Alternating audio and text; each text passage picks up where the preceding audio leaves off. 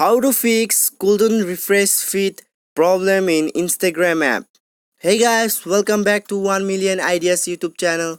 In this video I will show you how to fix couldn't refresh feed problem in Instagram. So guys, there are 3 steps.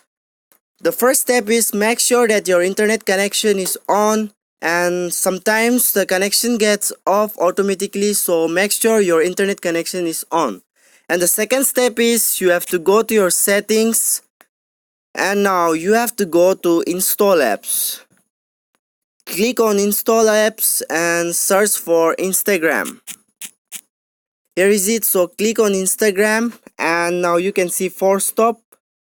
Now press on force stop and click OK. And now again you have to click on storage and you can see clear data. You have to click on clear data and you have to clear all the data.